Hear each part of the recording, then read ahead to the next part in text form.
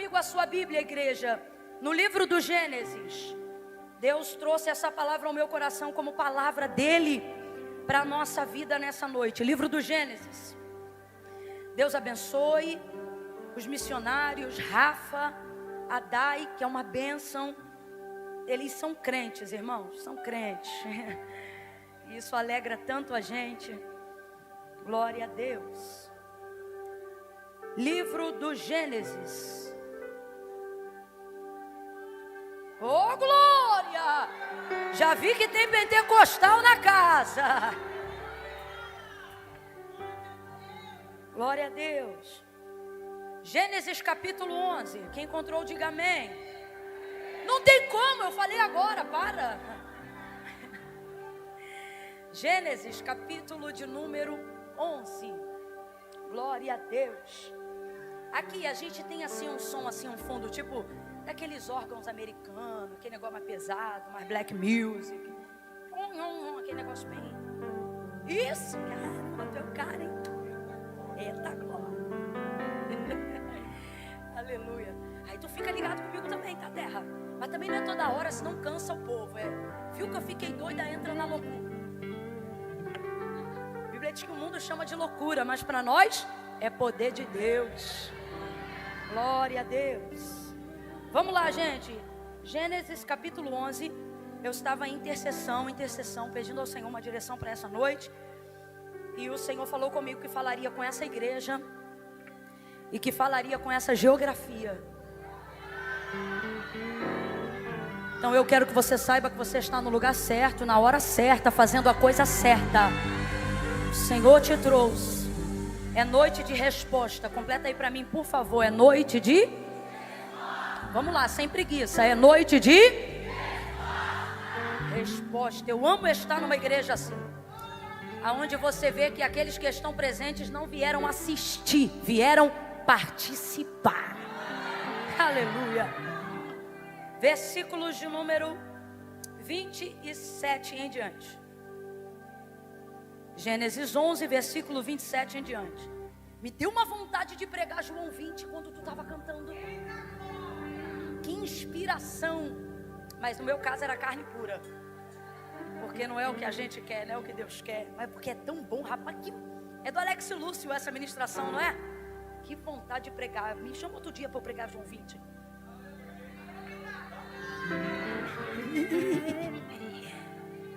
Vamos ao texto, irmãos. Qual foi o versículo que eu falei? Perfeito. Viveu Terá 70 anos. Viveu Terá 70 anos. Quem está acompanhando aí? Viveu Terá 70 anos. E gerou Abrão. Gerou a Naor e a Arã. E são estas as gerações de Terá. Terá gerou Abrão, a Naor e a Arã. E Arã gerou a Ló. Está prestando atenção? Então quem gerou Abrão, Naor e Arã? Não está prestando atenção. Vou repetir o 27. O 28. Não, o 27.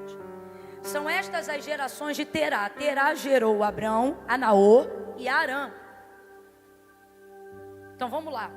Quem gerou? Quem é o pai de Abrão, Naor e Arã? Isso aí. Então se Terá é o pai de Abrão, Naor e Arã, Abrão, Naor e Arã são o quê? Agora você está prestando atenção. Agora olha que triste no versículo 28. Morreu Arã. Morreu Arã, estando seu pai Terá ainda vivo, na terra do seu nascimento, em Ur dos Caldeus. Abrão e Naor tomaram mulheres para si. O nome da mulher de Abrão era Sarai, e o nome da mulher de Naor era Milca, filha de Arã, pai de Milca e de Iscá. Sarai era estéril, não tinha filhos. Tomou Terá a Abrão, seu filho, e a Ló, filho de Arã. Então deixa eu ver se você ainda está prestando atenção, porque eu sei que a maioria tem preguiça de genealogia. Presta atenção. Ló é filho de quem? Olha aí para a Bíblia. Ló é filho de quem? E Arã era irmão de quem? Abraão e eles todos eram filhos de quem? Qual foi o filho que morreu? A ordem genealógica, ela é em ordem de idade. Primogênito, segundo, terceiro, etc. Então vamos lá. Se Terá gerou Abrão, Naor e Arã, Arã era que filho? O caçula, o mais novo. Qual foi o filho que morreu? Que era quem? Isso. E ele deixou um filho, ele foi o único que naquele momento deixou um filho. Qual era o nome do filho dele?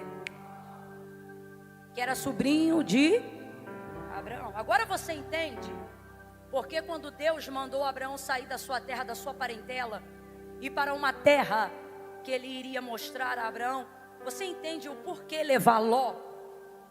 Porque a dificuldade de se desvencilhar de um sobrinho que foi criado pelo pai dele, ou seja, Ló foi criado pelo seu avô Abraão, pelo seu avô Terá, pai de Abraão. Ele era o filho do irmão caçula que morreu. Preste atenção. Então, quando o filho morre e deixa o neto, normalmente quem se torna figura paterna é quem? O avô. Então, quem cuidava de Ló? O avô. Qual era o nome dele? Isso, fica esperto. Terá. Só que Terá vem a falecer, então esse menino vai entrar no luto pela segunda vez. Agora você entende por que Abraão tem dificuldade de se desvencilhar? Porque quando Terá, o avô de Ló, morre, que o criara como se fora seu pai, quem assume o seu lugar? Que era o irmão mais velho. Então, Abraão ainda não tinha filhos. Então diga para mim, você acha mesmo que Terá criou Ló como neto ou como filho? E depois de sua morte você acha que Abraão, um homem sem filho, criou Ló como? Comece a entender a dificuldade do contexto da vida das pessoas.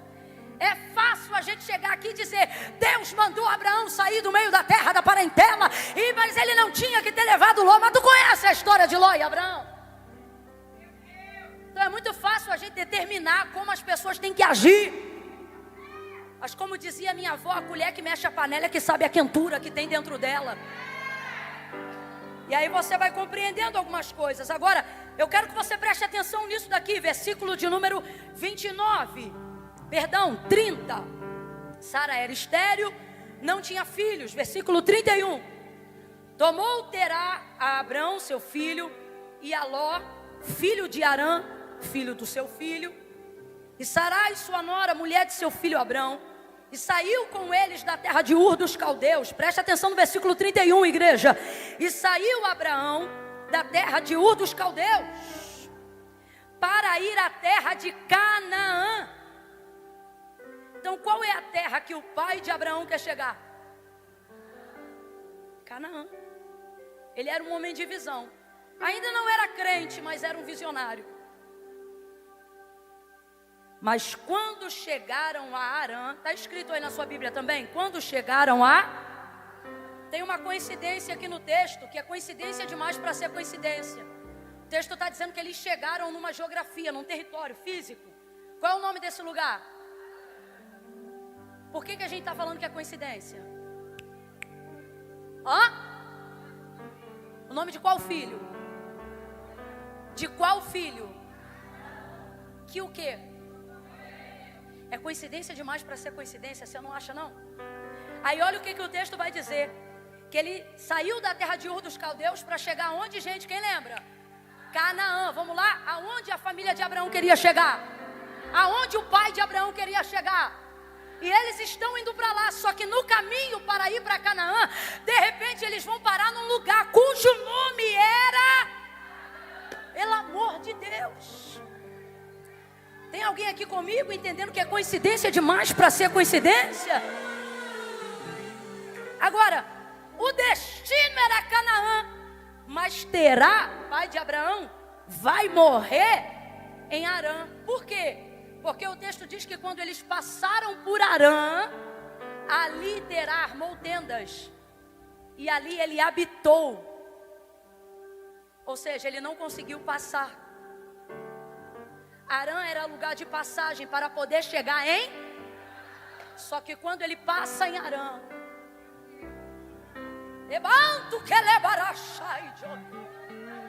você está aqui? Você está comigo? Você está comigo? Quando ele passa em Arã, ele arma a tenda. E em Arã você não arma a tenda. Porque Arã configura a lembrança de tudo que você deixou para trás. E se você não resolver isso no caminho do seu destino, você vai morrer na lembrança do que você queria ter e não teve, na lembrança do que queria ser e não foi. E essa é a armadilha do diabo para os nossos dias. Jogar lá na frente motivos, causas, circunstâncias que arremetem à paralisia da minha mente lá atrás. Então eu tenho a sensação de que estou indo para frente, mas na verdade estou indo para o lugar da minha paralisia. Infelizmente o texto diz que ali ele vai armar tendas e ele vai habitar. Eu quero que você se condoa comigo agora para essa palavra entrar na tua alma e tu nunca mais esquecer disso no teu ano de 2025. Porque tem meses ainda aí para frente que você vai encontrar Arã. Só que Deus está dizendo, não vai acontecer com você o que aconteceu com Terá. O que vai acontecer conosco é o que aconteceu com Abraão. Eu vou chegar. Tem alguém aí para crer comigo essa palavra? Então você vai dizer comigo agora. Em Arã, tá fraco, eu estou te dando uma chance de verbalizar. Quando você verbaliza a palavra, você traz para o mundo físico o decreto espiritual. Vou te dar só mais uma chance. Diga, em Arã, eu não moro. Em Arã, eu só passo. Eu só passo. Diga, meu lugar é Canaã. Bata na mão de alguém e diga, você vai chegar. Você vai chegar. Vai chegar onde seus pais não chegaram. Vai chegar aonde seus líderes não chegaram. Você vai chegar. Senta dando glória a Deus.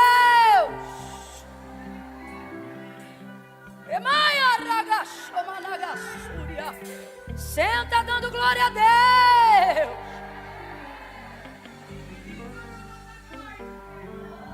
Oh meu Deus. Aí o verso 32 continua. E é tão triste porque diz assim, olha, e foram os dias de Terá, 205 anos. Eu vou perguntar de novo, quem era Terá? Oi? Isso. Foram os dias de Terá, 205 anos. E morreu Terá em Arã. Mas você leu comigo, qual era o destino? Canaã, terra que mana leite e mel. Terra de cumprimento de promessa. Canaã não é terra de promessa. Canaã é terra onde Deus cumpre o que já te prometeu.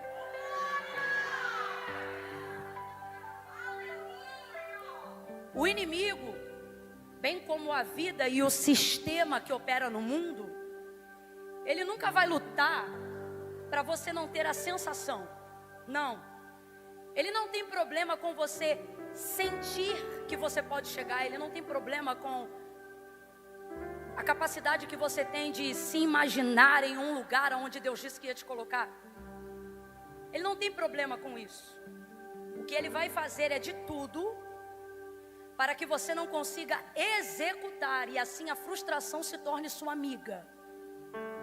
E assim a frustração seja sempre sua vizinha, ao ponto que uma hora você vai parar, não porque o diabo mandou, não porque a vida mandou, mas porque você cansou de viver só no imaginário. Irmãos, o que torna a gente tão concentrado e tão comprometido no nosso relacionamento com Deus, a fim de vê-lo cumprir promessas. Minha filha não pode ser com gás não, é com gás? Tu acredita que eu fico arrotando igual doida? Garota, me dá um outra lá que isso aqui vira meme rapidinho. Sua linda. Então veja, que chega uma hora que você mesmo abre mão desse lugar. abrir mão dessa realização plena. E por que eu ainda estou falando sobre realização, sobre sonhos, sobre a capacidade de imaginar? Porque eu estou usando como referência Terá. E Terá não era crente, Terá não tinha de Deus uma palavra, você está me entendendo? Terá não tinha de Deus um envio. Só que ele era um visionário, ele era um homem inteligente, emocionalmente inteligente. Mas existem barreiras na nossa vida que só podem ser vencidas estando de posse de uma palavra de Deus. E por que eu digo isso? Por que eu digo que ele é inteligente? E por que eu digo que ainda assim ele não conseguiu chegar num bom destino que ele havia traçado para sua família? Porque ele se deparou diante dele com aquilo que refletia o lugar de onde ele precisava se retirar. A saída de Terá com a sua família da terra de Ur dos Caldeus, ela foi muito inteligente. Você sabe que nesse mundo, sucesso está atrelado diretamente à inteligência emocional. A capacidade de conhecer seus próprios limites. Diante de uma doutrina rasa e triunfalista, muita gente quer desenvolver em nosso meio a ideia de que você sempre tem que vencer. E que você sempre tem que vencer. Ao ponto que adulteram até o versículo da palavra de Deus. Quantas vezes a gente já não ouviu alguém dizendo: Jesus disse, no mundo tereis aflições, mas tem de bom ânimo, eu venci o mundo. Completem. E isso, vós vencereis. Mas aonde que está isso na Bíblia, gente? Você acredita? Não está, Jesus nunca disse isso. O que ele disse foi: no mundo tereis aflições, mas tem bom ânimo, eu venci o mundo. Acabou. Ele não está dizendo vós vencereis. Tanto é que lá na frente o apóstolo Paulo vai concordar com ele, vai dizer o quê? Se você quiser se gloriar em alguma coisa, ou seja, se você quiser se sentir conquistador, vencedor, merecedor, ele diz: quer se gloriar em alguma coisa, glorie-se pois em Deus. Aonde está a nossa vitória? Na vitória de Cristo. Aonde está a nossa alegria? Na alegria de Cristo. Aonde está o nosso triunfo? No triunfo de Cristo. Então, quando aparentemente eu perco algo ou alguém, eu não sou uma perdedora, eu continuo sendo uma vencedora. E por isso eu luto. Por quê? Porque a derrota, o fracassado, não é aquele que perde, é o que parou de lutar. E o que te leva a parar de lutar? O que te leva a minar a força de não conseguir mais conquistar, avançar e romper em cima de algo que você deseja, em cima de algo que você acredita, ou até mesmo para abraçar uma promessa que Deus te falou? Na maioria das vezes, não tenha dúvida do que eu estou lhe dizendo, é o ego e a vaidade de só querer entrar aonde eu sou capaz de vencer. Você sabe que para mim um dos segredos mais maravilhosos que o apóstolo Paulo deixou para nós está nas últimas palavras antes, já no cárcere, antes dele ser executado, antes dele ser morto. Foi quando, escrevendo a Timóteo, ele finaliza e ele vai dizer acerca de si mesmo: combati um bom combate, encerrei a carreira e guardei a fé. Ele ainda estava vivo quando disse isso, obviamente, mas tem um segredo, tem uma revelação tão grande aqui. Porque o que o apóstolo está dizendo para a gente? O que Paulo está dizendo para a gente? Que se ele chegou aonde ele chegou, se ele foi quem ele foi, e aí vamos abrir um parênteses aqui rapidinho, só para dizer quem ele foi. Gente, ele foi o homem que subiu até o terceiro céu, o qual lhe foi posto um espinho na carne, para que ele não se vangloriasse pelo tamanho das revelações que ele recebeu. Nós temos até os dias de hoje, e para sempre teremos, teólogos divergendo em vários assuntos bíblicos, doutrinários, mas não há teólogo nessa terra que contradiga as coisas que Paulo estabeleceu, porque há uma crença entre os teólogos que, se por uma desgraça toda a Bíblia se perdesse e só se restassem as cartas paulíneas, elas seriam o suficiente para que a igreja tivesse doutrina, modo de viver, intenção e fé. Então eu não estou falando de qualquer pessoa, estou falando de alguém que realmente chegou a lugares, conquistou coisas que raríssimos homens conquistaram. Não há alguém que eu possa na minha concepção, comparar o apóstolo Paulo, único em seu tempo e contemporâneo para nós, ou seja, permanece sempre diante dos ensinamentos. Agora, esse homem vai dizer: combati um bom combate, encerrei a carreira e guardei a fé. Eu não vejo no apóstolo Paulo a vaidade de, depois de ter construído tudo o que construiu, de ter conquistado tudo o que conquistou, chegar no final da vida e dizer: eu venci. Que é a alegria que nós queremos ter, é a vontade que a gente acorda todo dia. A gente cria jargões e bordões populares nesse meio, sabe? Matei um gigante, matei um leão, hoje eu venci. E a gente busca a vitória incansavelmente. E aí o problema é quando a gente encontra coisas das quais Deus está usando, não para que vençamos, mas para que permaneçamos com a mentalidade de vencedores, mesmo quando por ela somos vencidos. Como se sentir um vencedor tomando Rivotril? Como se sentir um vencedor e fazer terapia 3 vezes por semana? Você está entendendo o que Deus está falando? São áreas que você ainda não venceu. Aí você pensa: então eu sou um derrotado. Não, você é um lutador e a sua glória está no Cristo que já venceu a enfermidade contra a qual você luta. Isso não te diminui, nem te torna menos crente que ninguém. Pelo contrário, um crente que tem problema adorando é mais crente do que um crente que adora sem problema. Um crente que tem luta adorando é mais crente do que um adorador que adora sem luta.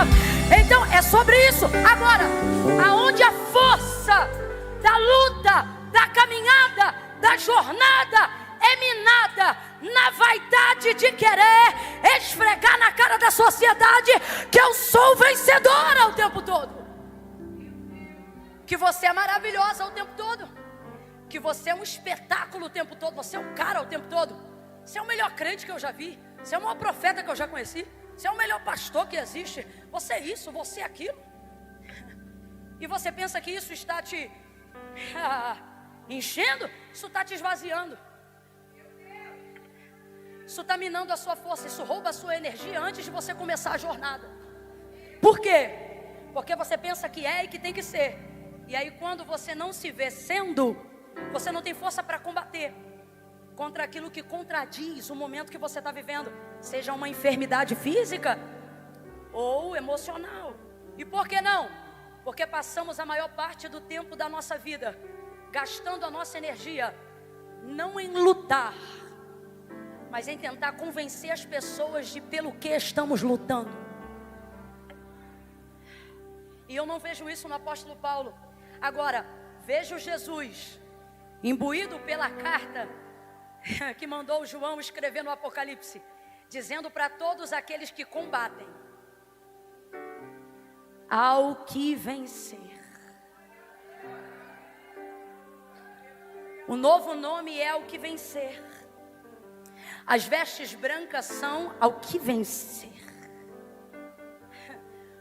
O céu é para aquele que vencer. Agora olhe para baixo. Olhe para baixo.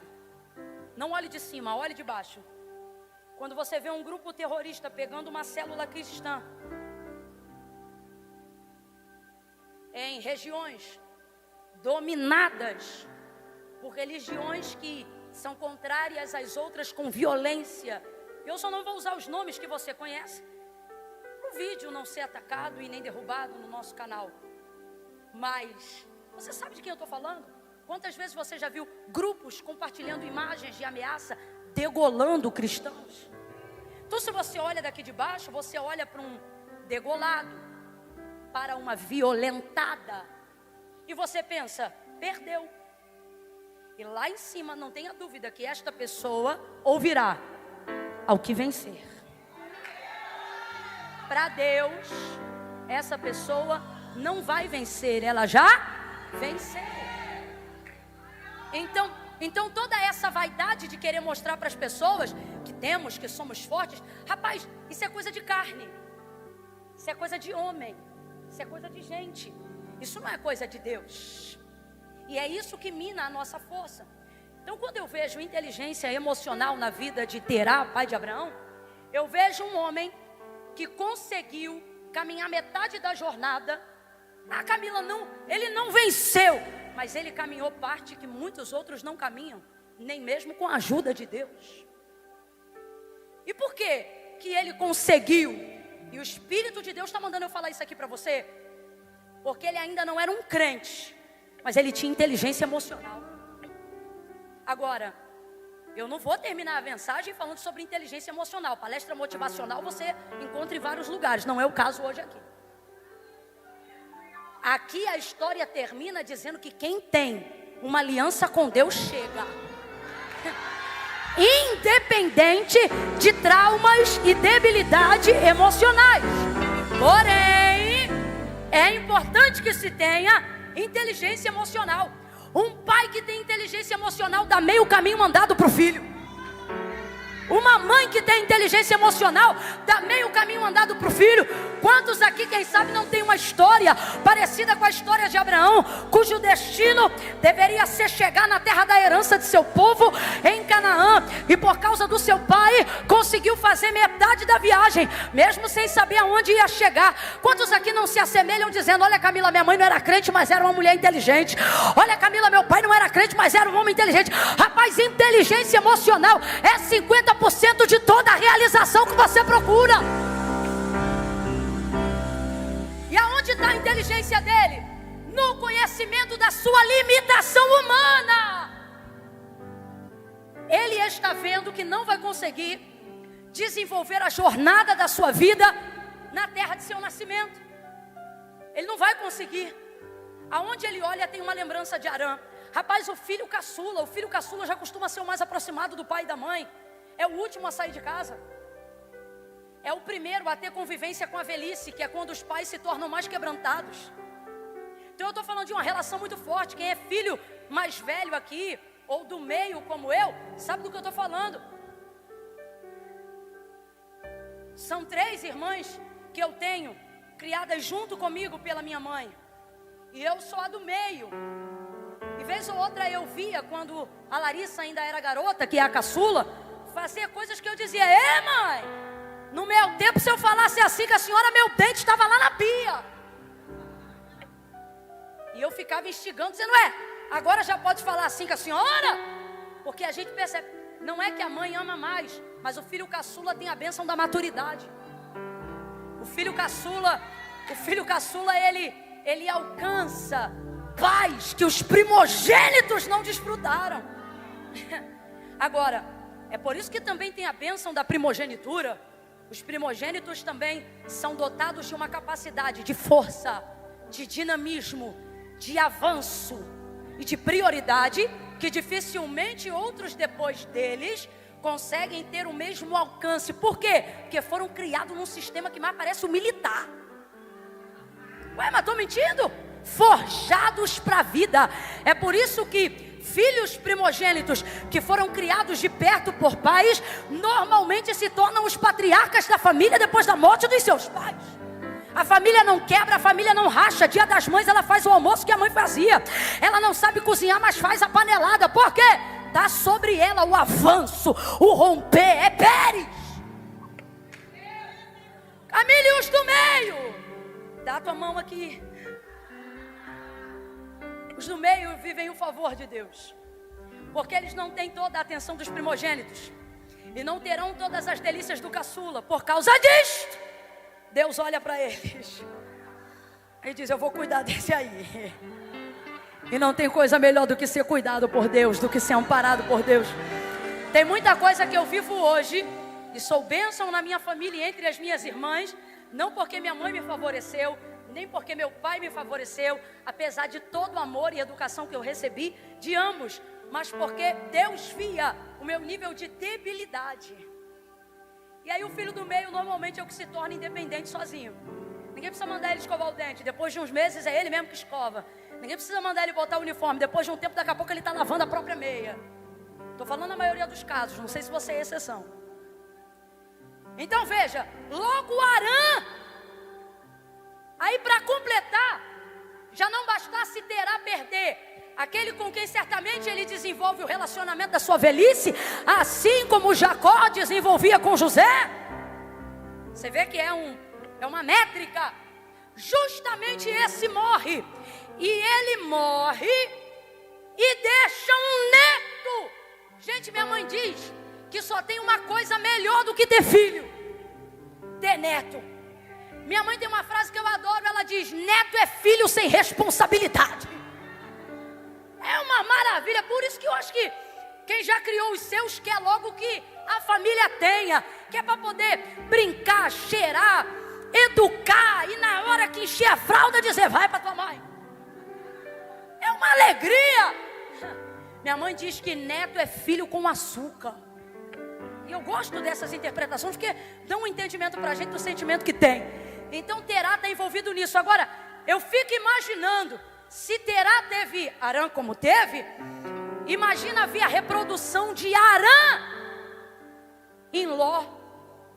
Porque, gente, vamos falar a verdade, tem traço genético que vem no sangue. Eu faço coisa que meu pai não me ensinou a fazer, mas está no meu DNA. E isso é para coisa boa e para coisa ruim, não é? E aí eu fico imaginando, isso sou eu que estou falando. Quando eu disser, eu vou dizer que sou eu que estou falando e não a Bíblia.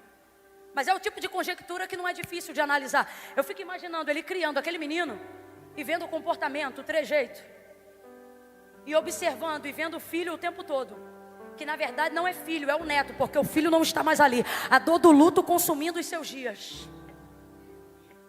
E ele percebe então que Ur dos Caldeus não é mais o lugar para conviver e para se estar. Por quê? Porque as lembranças que um dia foram boas, agora esmagam a sua alma. Cada canto que se olha, cada coisa que se vê, cada objeto que se usa. E então Terá vai ter uma ideia incrível. E essa ideia só tem quem respeita os próprios limites. Essa ideia só tem quem, cuja humildade é maior do que o ego de querer mostrar para os outros que venceu. E ele tem essa ideia: vamos embora daqui, não dá mais para viver aqui. Reúne a família toda e ele diz: nós vamos para Canaã. É para lá que nós vamos. Então ele tem um destino maravilhoso e sensacional. A verdade é que desde o passado, o futuro de Abraão estava sendo guiado por Deus. Só que eu e você temos a ideia de que Deus só passou a nos guiar a partir do momento que conhecemos Ele. Mas é na hora que a gente conhece que vê que Ele já estava com a gente lá atrás, quando a gente não sabia quem Ele era. Porque, irmãos, não tem como. O pai de Abraão não era crente e diante de uma terra vasta, ele poderia traçar qualquer outro destino, mas ele escolhe justamente Canaã. Aí depois Deus vem a Abraão no capítulo 12 e diz: olha, sai do meio da tua terra, do meio da tua parentela. Aonde Abraão residia nessa época? Arã. Vai para uma terra que eu vou te mostrar. Pensa comigo rapidinho, com inteligência, os primeiros versículos do capítulo de número 12. Deus fala para Abraão de cara que ele vai para Canaã? Fala, gente. Não, ele diz: vai para uma terra. Deus diz qual é a terra? Porque não tem destino aonde ainda tem trauma. Eu quero que você se coloque agora no lugar de Abraão e entenda o porquê, dentre muitos motivos que devam existir, o porquê que Deus não disse para Abraão: sai da tua terra e vai para Canaã. Porque a mente deste homem ouviria desta maneira: então o próximo a morrer certamente sou eu, porque meu pai saiu da terra de Ur dos Caldeus para ir para Canaã, por causa da morte do meu irmão Arã, e aí ele morreu, depois do meu irmão ter morrido. Quando chegou aqui em Arã, agora eu me vejo tendo que viver numa terra que leva o nome do meu irmão, cuja dor do luto meu pai queria esquecer, e agora neste mesmo lugar, eu enterro o meu pai, no lugar que carrega o nome do meu irmão. Tudo isso porque meu pai queria chegar em Canaã. Aí agora vem um Deus que eu nunca vi, uma voz que eu nunca conheci, e diz: sai da tua terra e vai para Canaã. Para pensar direitinho. Tu iria? Não iria, porque Canaã ia se tornar no teu trauma sinônimo de morte, sinônimo de perda. Foi tentando chegar lá que eu sepultei meu pai. Foi tentando chegar lá que eu estou paralisado no lugar que revela a dor no nome do meu irmão. Aí você entende esse Deus maravilhoso? Porque que ele chega e diz: vai para uma terra.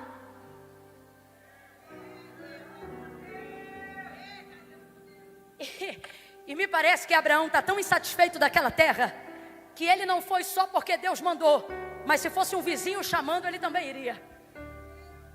Você vê uma predisposição muito rápida de alguém que está morando num lugar há muito tempo. Irmão, quem você conhece que se desfaz com tanta facilidade assim de uma história? Somente alguém cuja história já não esteja mais valendo a pena ser contada.